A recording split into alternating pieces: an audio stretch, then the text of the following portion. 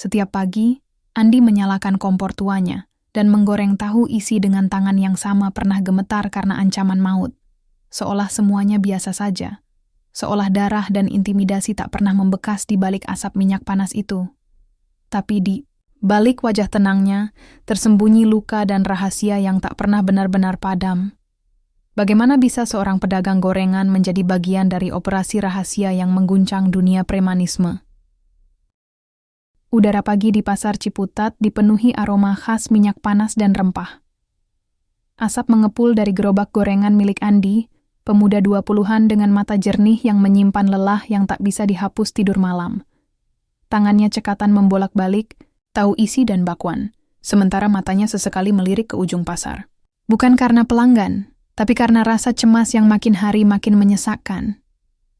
"Bang, tambahin tempe 1 lagi ya," ujar Ibu Yati, pelanggan setia, sembari menyerahkan lembaran 10 ribuan.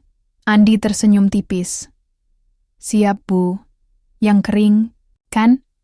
"Iya, yang kering dan yang aman-aman aja ya, Bang." Nada suaranya merendah, lalu matanya melirik ke belakang Andi, ke arah 3 pria berbadan besar berbaju loreng-loreng ormas, yang sedang berdiri tak jauh dari sana, mengawasi gerobak-gerobak dagangan seperti singa lapar. Andi tak perlu menoleh. Ia tahu siapa mereka. Anak buah Grip Berjaya. Preman berkedok ormas, menguasai pasar-pasar dengan dalih pengamanan. Tapi semua tahu, itu hanya kata lain dari pemerasan. Setiap Kamis mereka datang menagih iuran keamanan. Tak peduli seberapa kecil hasil dagang, semua pedagang harus menyetor. Andi, yang sejak remaja membantu ibunya berdagang, tahu bahwa menolak berarti mencari masalah. Tapi tetap saja, perut dan harga diri tak selalu sepakat. Setelah Ibu Yati pergi, Andi menarik napas panjang. Baru saja ia ingin menata ulang nampan gorengan, satu tangan kasar menepuk bahunya dari belakang. "Andi, lo belum bayar minggu lalu. Jangan bikin gue ulang ngomong." Suara itu berat dan licik, milik Ujang, salah satu preman Grip Berjaya yang paling aktif di lapangan. Andi menatapnya. "Dagangan lagi sepi, Bang. Anak-anak sekolah baru masuk, belum banyak yang jajan." Ujang mendekat, napasnya berbau rokok.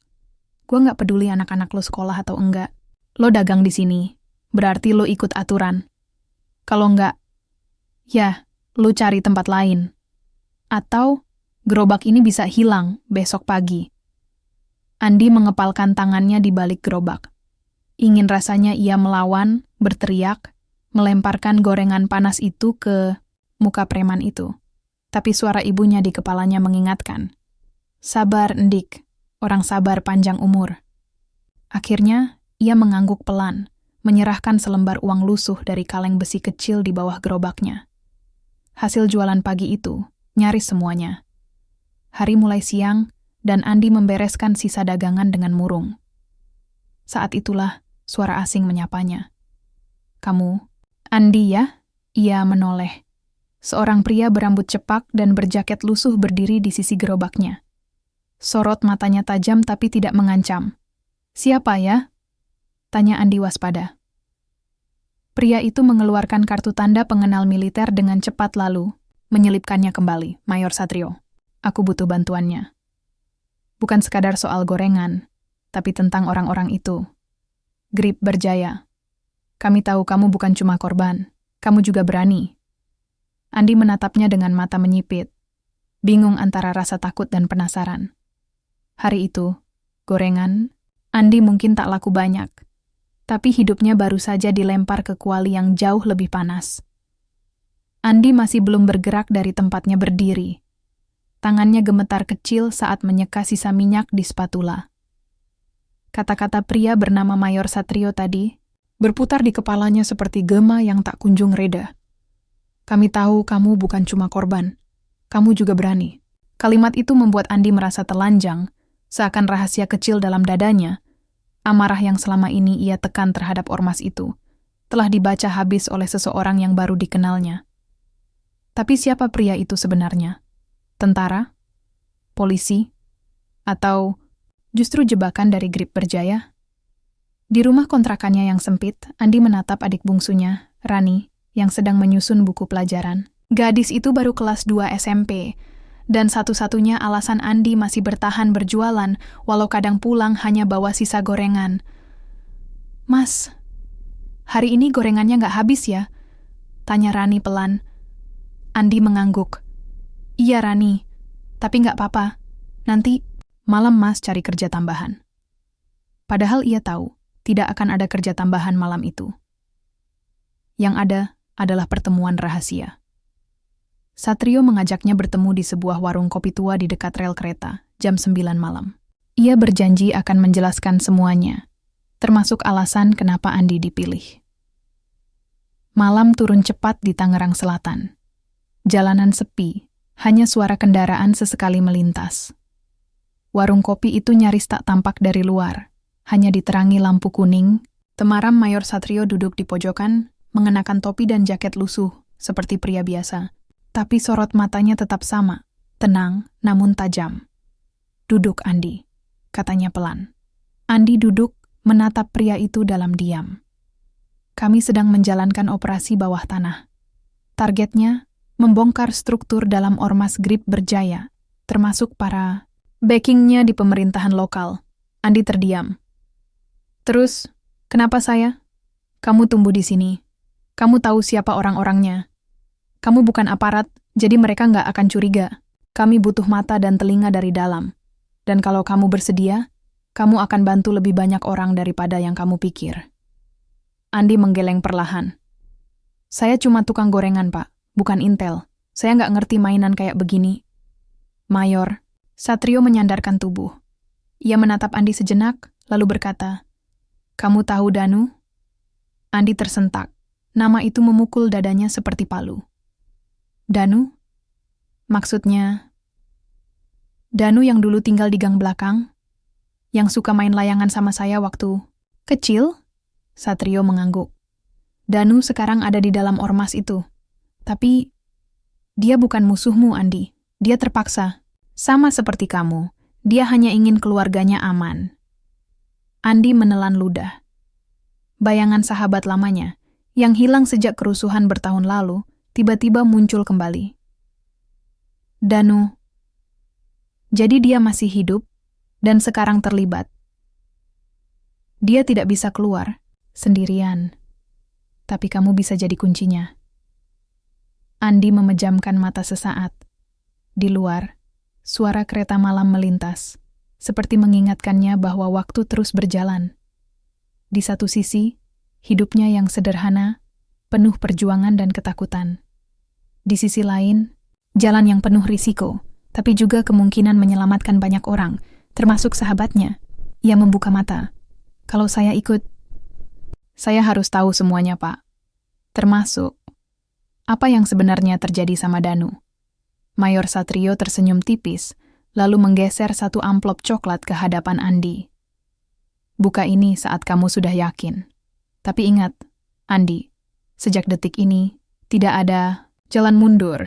Andi menatap amplop itu. Jantungnya berdebar lebih kencang daripada saat diancam Ujang siang tadi.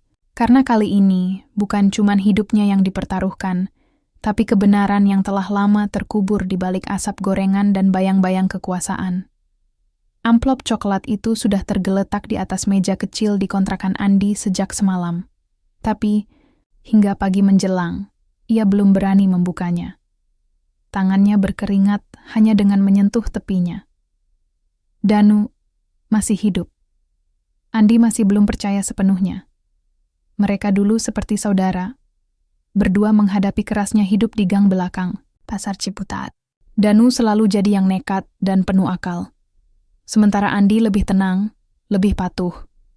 Hingga suatu malam, setelah kerusuhan pasar yang melibatkan preman dan pedagang, Danu menghilang. Tak ada kabar, tak ada jejak. Mereka semua mengira Danu telah mati. Dengan jantung berdebar, Andi akhirnya membuka amplop itu. Di dalamnya ada beberapa lembar dokumen fotokopi. Salah satunya, foto buram pengambilan CCTV pasar, memperlihatkan Danu, sekarang lebih kurus, wajahnya keras, mengenakan jaket ormas, sedang memberikan amplop kepada seorang pria tua di kios sayur. Lembar lain berisi catatan singkat, target identifikasi. Danu Ramdhani jabatan tidak resmi. Koordinator lapangan sektor pasar and jalanan status. Terpantau sebagai anggota aktif Grip Berjaya, namun diduga beroperasi di bawah tekanan. Informasi tambahan. Adik kandung bernama Nisa Ramdhani, 14 tahun. Pernah dilaporkan hilang.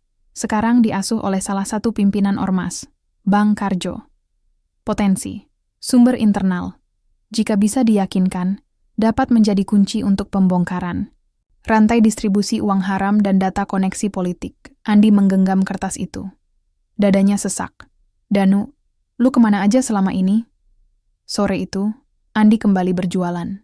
Ia tak tahu harus bagaimana, selain kembali ke rutinitas. Tapi matanya kini, awas. Ia memperhatikan sekitar. Siapa yang berbicara dengan siapa, siapa yang mengawasi siapa. Untuk pertama kalinya, ia melihat pasar bukan hanya sebagai tempat mencari nafkah, tapi juga sebagai medan perang yang senyap. Dan sore itu juga, semesta menjawab kegelisahannya. Di ujung pasar, suara gitar samar terdengar. Seorang pengamen muda duduk bersila di lantai, menyanyikan lagu lama dari Iwan Fals. Rambutnya gondrong, matanya menunduk. Andi terdiam. Ia mengenali gaya main gitar itu. Cara dia memetik senar dengan tangan kiri. Hanya satu orang yang bisa seperti itu, Danu. Dengan langkah pelan, Andi mendekat. Mainnya masih fals nu, katanya pelan. Pengamen itu mengangkat kepala. Matanya membelalak. Mulutnya terbuka, tapi tak ada suara keluar. Wajahnya kini tampak jelas, lebih tirus, tapi itu memang dia. Andi, astaga, lo? Keduanya saling menatap. Waktu seperti berhenti. Ada begitu banyak yang ingin dikatakan, tapi tak satu pun kata keluar. Akhirnya Danu berdiri cepat, memungut topi dan gitarnya. Gua gak bisa di sini, ayo ikut gue, katanya cepat. Andi mengangguk. Mereka menyusuri lorong pasar, masuk ke gang sempit yang berliku, sampai tiba di sebuah rumah kosong setengah jadi di belakang pasar. Di dalam, Danu mengunci pintu. Nafasnya terengah. Matanya tajam tapi penuh luka. Lo harus pergi, Nick. Jangan campur urusan ini. Andi menatapnya. Lo pikir gue bisa diam lihat lo jadi alat mereka? Gue tahu tentang Nisa. Gue tahu mereka nyekap adik lo. Danu terdiam. Mata itu memerah. Mereka ancam gue, Di. Kalau gue kabur, Nisa yang kena duluan. Gue cuman nyoba bertahan. Andi mendekat. Gue bisa bantu. Kita bisa keluar dari ini semua. Ada orang-orang yang mau bantu. Mereka bener. Bukan polisi jualan. Ini beneran operasi buat ngehancurin mereka. Danu menatap Andi dalam-dalam. Kalau lo mau bantu, berarti lo juga masuk ke dalam lumpur ini. Dan lo gak bakal bisa balik. Sekali lo kejebak di sini, nyawa lo cuma dihitung dari kesetiaan lo sama satu sisi. Andi menelan ludah. Aku udah masuk, Nu. Aku udah pilih sisi. Hening, sesaat. Lalu Danu tersenyum pahit. Sama kayak dulu, ya, lu selalu sok jadi pahlawan. Mereka tertawa kecil, getir. Tapi di balik tawa itu, dua sahabat lama tahu. Badai besar sedang mendekat, dan hanya satu hal yang bisa menyelamatkan mereka. Kepercayaan, malam. Itu, udara di gang sempit pasar terasa pengap dan penuh ketegangan. Andi dan Danu duduk berhadapan di sebuah kamar gelap di rumah kosong itu. Lampu bohlam kecil bergoyang pelan, menciptakan bayangan yang seakan menari di dinding. Di tangan Andi, sebuah ponsel menyala, menampilkan pesan singkat dari Mayor Satrio. Operasi akan dimulai besok dini hari. Pastikan posisi dan pengawasan maksimal. Jangan sampai Bang Karjo tahu.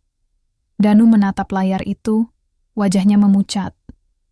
Bang Karjo, dia gila. Dia bukan sekadar preman biasa. Dia punya jaringan sampai ke pejabat-pejabat tinggi. Kalau dia tahu kita gerak, kita semua bisa mati. Andi mengangguk menelan ludah. Makanya kita harus bergerak cepat. Gua gak mau ini cuma jadi cerita korban lain. Tiba-tiba, suara langkah, kaki berat terdengar dari luar. Mereka saling berpandangan. Danu segera menyalakan lampu, membuka jendela kecil di belakang. Andi, lo harus sembunyi. Kalau mereka masuk, jangan kasih tahu gue lo di sini. Andi mengangguk sambil membeku di sudut ruangan. pintu depan diketuk keras. "Danu, lu pikir bisa kabur dari gua gitu aja?" Suara menggelegar, keras, milik Bang Karjo. Jantung Andi berdegup, kencang. Ia mendengar suara kasar percakapan di depan pintu, diiringi suara gelas pecah dan langkah kaki yang menjauh. Danu menarik napas panjang, matanya berkaca-kaca. "Kita mulai dari sini, Dik. Kita bongkar mereka sampai ke akar-akarnya." Andi berdiri, menguatkan tekadnya. "Bersama lo, Nu. Kita beresin ini. Untuk lo, untuk Rani, untuk semua yang pernah mereka sakiti." Malam itu, di bawah langit gelap Tangerang Selatan, dua sahabat lama bersatu kembali, siap menghadapi badai yang akan mengubah hidup mereka selamanya. Gelap malam menyelimuti pasar Ciputat, suara jangkrik dan sesekali deru kendaraan yang melintas, seolah tak mengganggu ketegangan yang dirasakan Andi dan Danu. Mereka bersama Mayor Satrio dan beberapa anggota operasi lain bersembunyi di balik tumpukan kayu di sebuah gudang tua dekat markas Grip Berjaya. "Waktu kita hampir habis," bisik Mayor Satrio. "Kita harus bergerak sekarang." Andi memegang erat tangan Danu, memberikan kekuatan yang dibutuhkan. Di balik wajah tenangnya, hatinya berdebar. Ini bukan hanya soal keberanian, tapi juga soal nyawa mereka dan seluruh komunitas yang telah lama menderita. Danu menatap ke arah pintu markas yang dijaga ketat oleh beberapa preman bertubuh besar. "Kita harus tembus ke ruang utama, ambil bukti, transfer dan dokumen ilegal yang mereka simpan," bisik Danu. "Tanpa itu, mereka bisa bebas lagi." Mayor Satrio memberi isyarat dan operasi dimulai. Dalam keheningan malam, langkah kaki mereka merayap di antara bayang-bayang. Andi berhasil menyelinap melewati para penjaga dengan bantuan Danu yang mengenal rute rahasia di dalam markas. Tiba-tiba, lampu sorot menyala terang. "Siapa di sana?" teriak seorang preman. Perkelahian pecah. Andi dan Danu saling backup, berjuang keras di tengah kebisingan dan kekacauan. Mayor Satrio memimpin anggota lainnya menahan serangan balik musuh. Di tengah keributan, Andi melihat sosok yang tak disangka. Bang Karjo muncul dengan wajah marah, membawa sebilah golok. "Lu pikir bisa main-main sama gue?" teriak Karjo. Andi dan Danu berhadapan dengan ancaman itu, sadar bahwa pertarungan ini bukan hanya soal kemenangan fisik, tapi juga harga diri dan masa depan mereka. Dengan keberanian yang tak terduga, Andi berhasil melumpuhkan salah satu penjaga dan meraih dokumen penting. Danu berusaha melindungi adiknya yang selama ini disekap di ruang bawah tanah markas. Akhirnya, mereka berhasil keluar dengan bukti yang cukup untuk membongkar Grip Berjaya. Saat sirine polisi meraung, Andi dan Danu saling bertukar pandang. Meski luka dan kelelahan membekas, ada harapan baru yang menyala di mata mereka. Pagi menyingsing dengan kabut tipis yang menggantung di sekitar pasar Ciputat. Namun, udara dingin bukan satu-satunya yang menggelayuti hati Andi dan Danu. Kemenangan dalam penggerebekan semalam belum sepenuhnya terasa manis. Justru bayang-bayang ancaman baru mulai mengintai. Di ruang kontrakan kecil, Andi duduk termenung, memandangi secarik surat dari pihak berwajib yang menyatakan bahwa bukti yang mereka bahwa sudah cukup untuk membuka penyelidikan resmi terhadap Ormas Grip Berjaya. Namun, ia tahu perjuangan belum selesai. Danu datang dengan wajah cemas. "Adik gua, Nisa, mereka bilang mau melepasnya. Tapi gua nggak percaya. Bang Karjo itu licik, bisa saja itu jebakan." Andi mengangguk. "Kita harus pastikan keselamatan Nisa dulu, Nu. Jangan sampai mereka pakai Nisa buat tekan lo atau Satrio." Ponsel Andi bergetar. Pesan masuk dari nomor tak dikenal. "Kalau kalian masih sayang nyawa, diam saja dan jangan ikut campur lagi." Danu meremas tangan Andi. "Mereka nggak main-main, Di. Ini perang yang nyata." Mayor Satrio menghubungi mereka beberapa menit kemudian. "Kita harus siapkan perlindungan untuk Nisa dan keluarga kalian. Aku sudah kontak teman-teman di kepolisian yang bisa dipercaya. Tapi kalian harus berhati-hati, mereka punya mata di mana-mana." Malam harinya, Andi dan Danu berkumpul dengan beberapa relawan dan aparat terpercaya. Mereka merencanakan langkah selanjutnya, mengamankan Nisa dan memberikan perlindungan sementara kepada keluarga Danu yang selama ini terancam. Namun, di balik perencanaan itu, Andi tak bisa menghilangkan rasa gelisahnya. Ia tahu, pertarungan ini bukan hanya soal kekuatan fisik atau strategi. Ini soal kepercayaan, keberanian, dan seberapa jauh ia rela melangkah demi sahabatnya dan komunitas yang ia cintai. Di balik tirai malam, bayang-bayang ancaman terus mengintai, siap menjatuhkan siapa saja yang berani melawan kekuasaan gelap Grip Berjaya. Langit malam menghitam sempurna di atas kawasan padat pinggiran Tangerang Selatan. Angin malam menggerakkan dedaunan dan plastik-plastik yang tersangkut di pagar-pagar. Di sebuah rumah tua 2 lantai yang konon milik kerabat lama Bang Karjo, Nisa disekap, dan malam itu penyelamatan dimulai. Andi, Danu, dan 2 anggota Intel dari tim Mayor Satrio bersembunyi di gang buntu, tak jauh dari rumah target. Danu gelisah. Tangannya berkeringat, meski udara menusuk dingin. Nisa takut gelap, bisiknya lirih. Dia paling benci dikurung. Dari kecil dia punya trauma. Andi menepuk bahunya. Kita bawa dia pulang malam ini, Nu. Kita sudahi semuanya. Satrio memberi aba-aba lewat radio. Tim bergerak dalam diam. Jalan masuk sempit, hanya ada 1 penjaga di depan, dan 2 lagi disebutkan berada di dalam rumah. Mereka menyusup lewat belakang. Danu memimpin, karena ia hafal struktur rumah lama itu.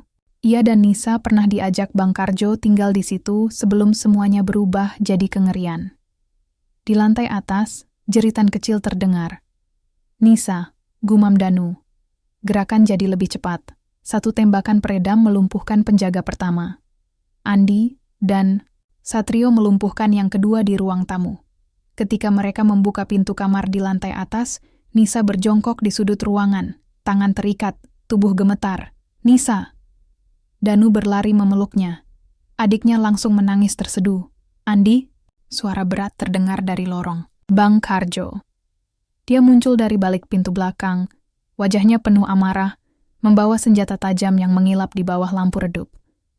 Saya udah anggap lo anak, Nu, dan lo balas gue kayak gini. Lo nggak punya hak atas hidup adik gue. Balas. Danu berdiri di depan Nisa.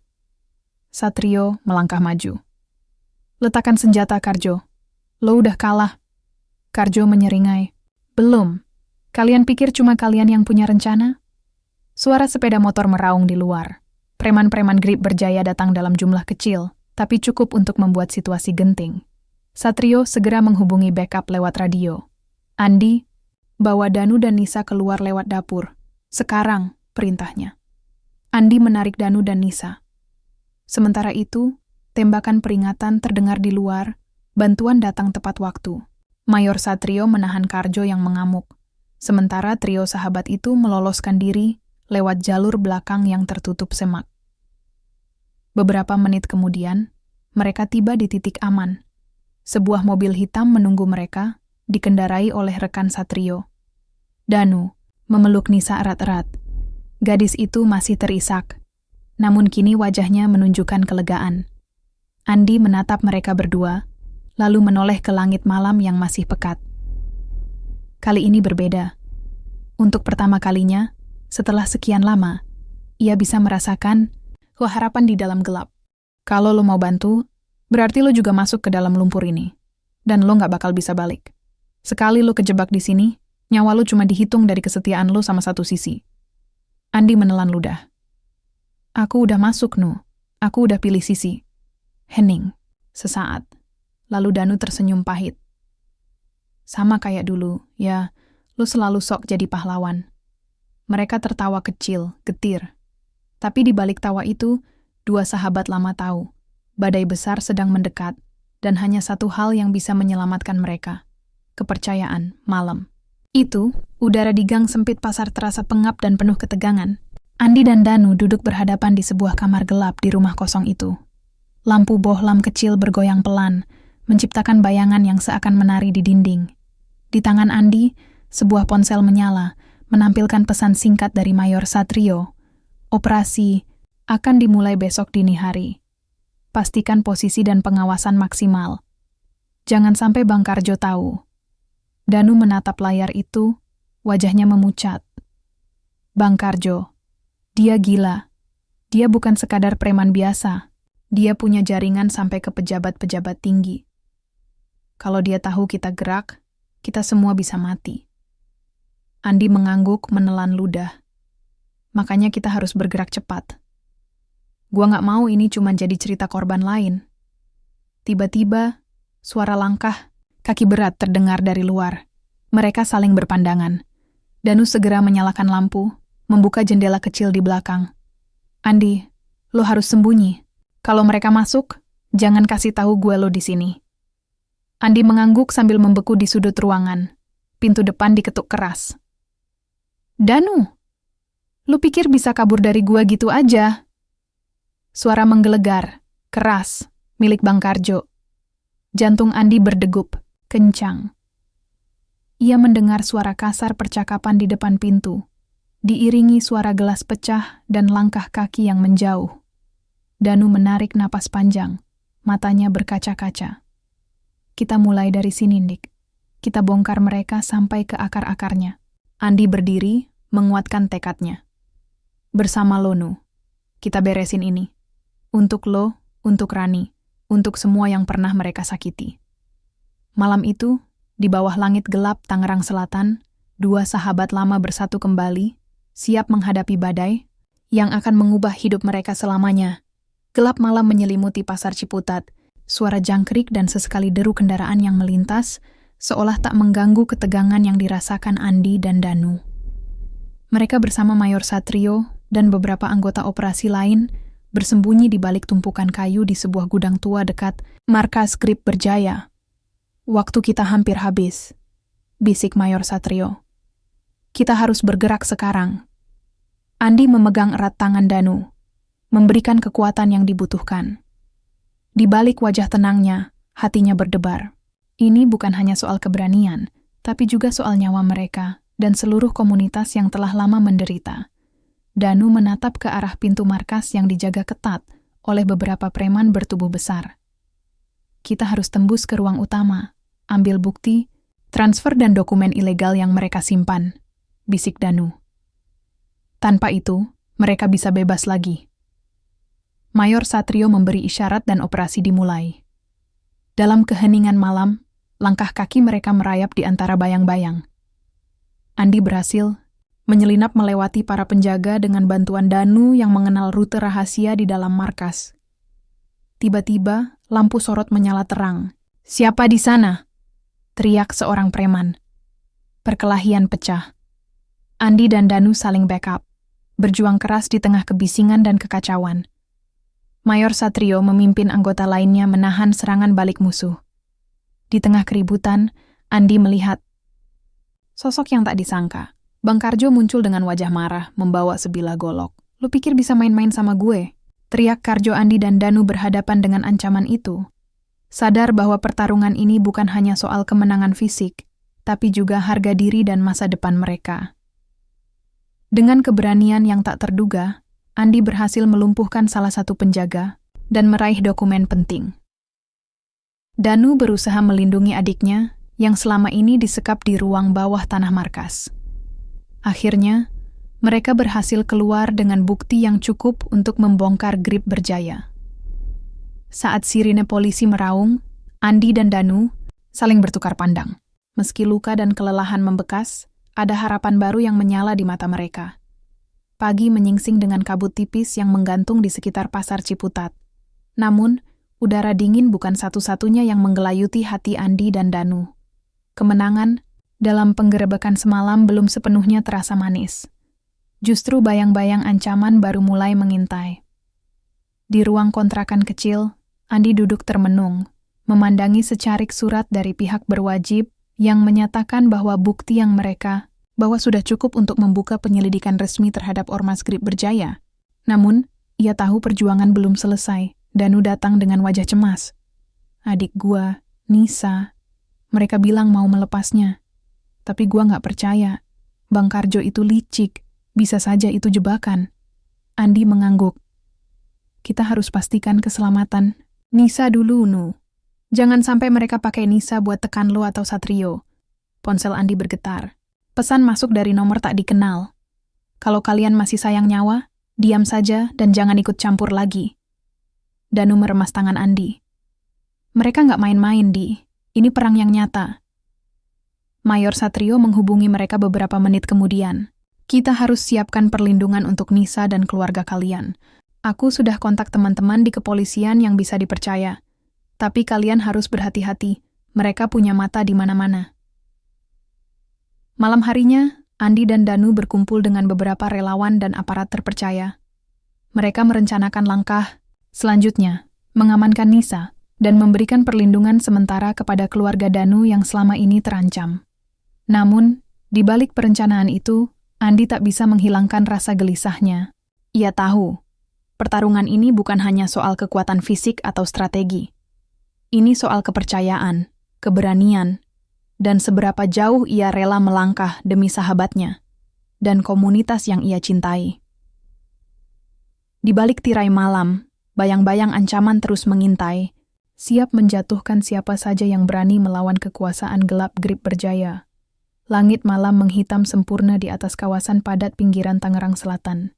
Angin malam menggerakkan dedaunan dan plastik-plastik yang tersangkut di pagar-pagar. Di sebuah rumah tua 2 lantai yang konon milik kerabat lama Bang Karjo, Nisa disekap, dan malam itu penyelamatan dimulai. Andi, Danu, dan 2 anggota Intel dari tim Mayor Satrio bersembunyi di gang buntu, tak jauh dari rumah target. Danu gelisah. Tangannya berkeringat, meski udara menusuk dingin. Nisa takut gelap, bisiknya lirih. Dia paling benci dikurung. Dari kecil dia punya trauma. Andi menepuk bahunya. Kita bawa dia pulang malam ini, Nu. Kita sudahi semuanya. Satrio memberi aba-aba lewat radio. Tim bergerak dalam diam. Jalan masuk sempit, hanya ada 1 penjaga di depan, dan 2 lagi disebutkan berada di dalam rumah. Mereka menyusup lewat belakang. Danu memimpin, karena ia hafal struktur rumah lama itu. Ia dan Nisa pernah diajak Bang Karjo tinggal di situ sebelum semuanya berubah jadi kengerian. Di lantai atas, jeritan kecil terdengar. Nisa, gumam Danu. Gerakan jadi lebih cepat.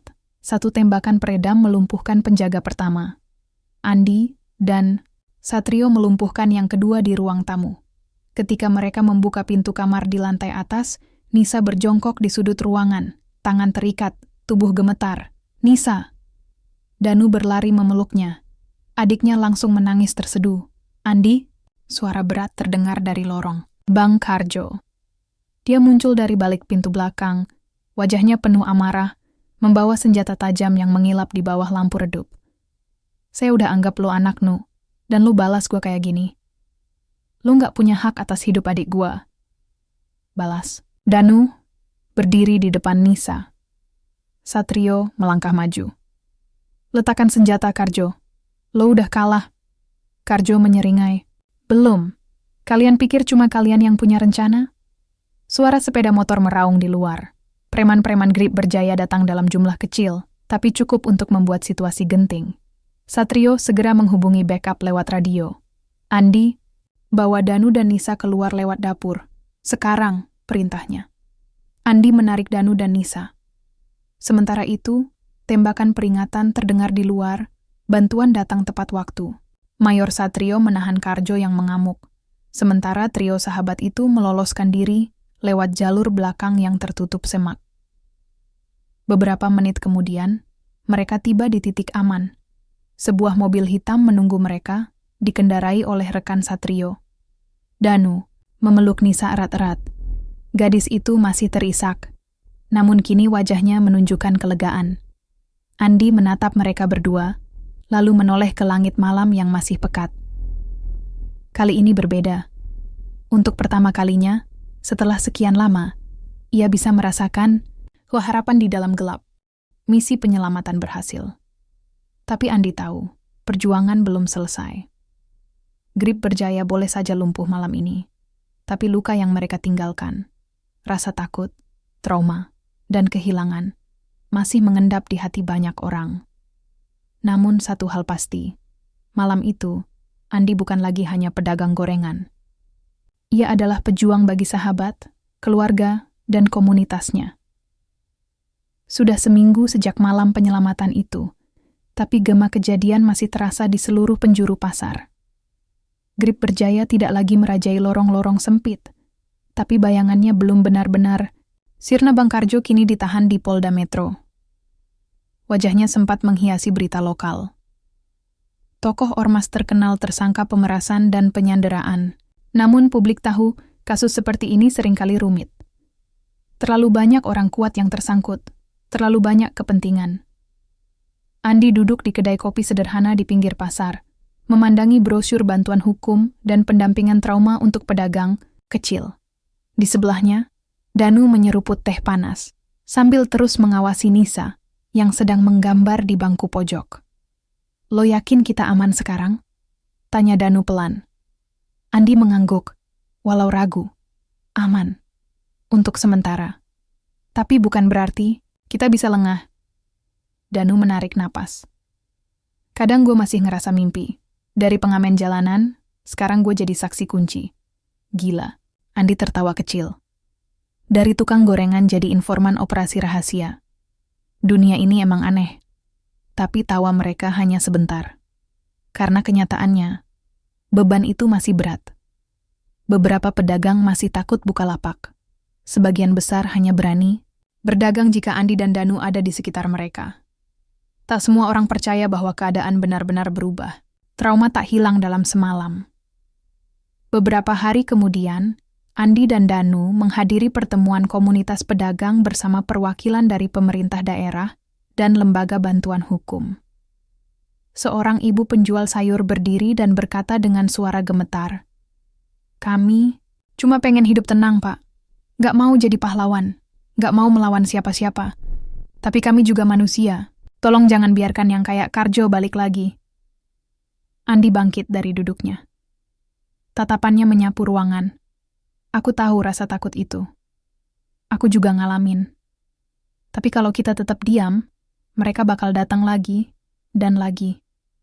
Mungkin bukan dengan wajah Karjo, tapi wajah lain. Kita harus bangun sistem, harus saling jaga." Tepuk tangan pelan terdengar. Dukungan mulai muncul, pelan tapi nyata. Malam itu, di kontrakan kecilnya, Andi membuka buku catatan. Di halaman pertama, ia menulis, "Keberanian bukan berarti tak punya rasa takut, tapi memilih untuk tetap berdiri, walau takut. Karena kalau bukan kita, siapa lagi?" Dari luar, terdengar suara anak-anak tertawa. Pasar kembali berdenyut. Masih belum sempurna. Masih banyak yang perlu dibenahi. Tapi jalan pulang sudah dibuka. Dan Andi tahu, apapun yang terjadi, mereka tidak lagi sendiri. Gedung Pengadilan Negeri Tangerang dipadati wartawan, aktivis, dan warga yang penasaran. Di ruang sidang utama, aroma ketegangan bercampur keringat dan parfum murahan dari orang-orang penting yang duduk di barisan belakang. Bang Karjo, mengenakan kemeja putih kusut dan rompi tahanan, duduk di bangku terdakwa. Wajahnya datar, tapi matanya terus menyapu sekeliling ruangan. Ia tahu, satu kesaksian dari orang yang tepat bisa menghancurkan jaringannya. Tapi ia juga tahu, masih ada orang-orangnya yang bebas. Di ruang tunggu saksi, Andi dan Danu duduk berdampingan. Keduanya tampak tegang. "Lo siap?" tanya Andi. Danu menatap lantai. "Gak akan pernah siap, tapi ini harus." Seorang petugas mendekat. "Mas Danu, waktunya." Danu berdiri di depan majelis hakim. Suaranya bergetar di awal, tapi perlahan menjadi mantap. Ia menceritakan segalanya, dari awal keterlibatannya karena ancaman terhadap Nisa, hingga bagaimana ia diam-diam mencatat transaksi ilegal dan pertemuan ormas. Beberapa orang di ruang sidang tampak gelisah, terutama dua pria berpakaian rapi di barisan belakang. Mereka adalah mantan pejabat kelurahan yang diam-diam menerima uang keamanan dari Karjo. Saat Danu menyebut nama mereka, sorotan kamera langsung menyorot wajah-wajah itu. Bang Karjo berdiri dan membentak. "Semua itu fitnah, anak jalanan, gak punya kredibilitas." Hakim memukul palu. Terdakwa diminta diam. Saat sidang diskors sementara, Andi menarik Danu keluar ruangan untuk istirahat. Namun, di lorong belakang gedung, seorang pria mendekati mereka. "Kalau kalian sayang, nyawa cabut laporan itu. Masih bisa damai." Andi berdiri di depan Danu. Lo salah orang. Ancaman kayak gitu udah nggak mempan. Tiba-tiba, seorang aparat pengawal datang dan menarik pria itu menjauh. Ia rupanya sedang diawasi. Tim dari Mayor Satrio masih bekerja, diam-diam melindungi para saksi dari balik layar. Persidangan terus berlanjut selama 2 minggu. Dan ketika akhirnya putusan dibacakan, ruangan itu menjadi sunyi. Terdakwa Karjo bin Mahfud divonis 14 tahun penjara dan dinyatakan bersalah atas pemerasan, penyanderaan, serta pengancaman terhadap warga sipil. Sebagian hadirin bersorak pelan, sebagian lagi menangis lega. Bang Karjo hanya menunduk. Untuk pertama kalinya, ia benar-benar terlihat kalah. Di luar pengadilan, Andi dan Danu berjalan berdampingan menuju pasar. "Lo nyesel, Nu?" tanya Andi. Danu menggeleng. "Nyesel gua nggak dari dulu buka suara, tapi sekarang gua bisa napas." Andi tersenyum. "Hari ini kita menang, bukan cuma karena Karjo masuk penjara, tapi karena kita nggak diam.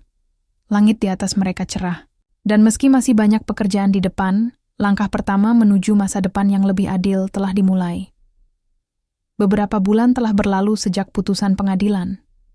Pasar Ciputat perlahan kembali menjadi tempat yang hidup, bukan hanya karena aktivitas jual beli, tapi karena rasa aman yang mulai tumbuh di antara lorong-lorongnya.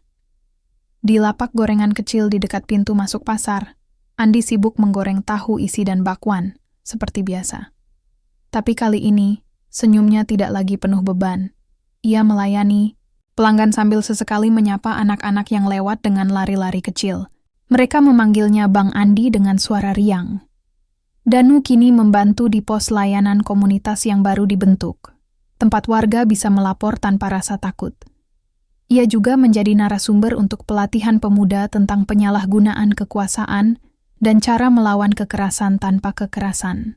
Nisa kembali bersekolah, dan lukanya perlahan sembuh dengan kasih sayang yang tak pernah berhenti dari sang kakak. Di tengah aktivitas pasar, Mayor Satrio datang berkunjung, mengenakan pakaian biasa, bukan seragam. Ia memesan gorengan dan duduk bersama Andi dan Danu. "Gimana hidup baru kalian?" tanyanya. Andi tertawa kecil. "Gak jauh beda, masih panas minyak goreng sama panas politik pasar." Danu menimpali. "Tapi setidaknya sekarang kita gak hidup dalam bayang-bayang." Satrio mengangguk. "Kadang yang paling sulit bukan lawan preman, tapi bangun keberanian di antara orang biasa. Tapi kalian buktiin, satu langkah bisa ubah banyak hal." Andi menatap ke arah ujung pasar, di mana papan kecil bertuliskan, "Pos Perlindungan Warga, jangan takut bersikap, kini berdiri." "Mimpi gue sederhana, Mas," kata Andi. "Asal anak gue nanti bisa jualan atau kerja tanpa ditagih. Preman gue udah cukup bahagia." Satrio tersenyum. Dan mimpi sederhana itulah yang bisa ubah dunia.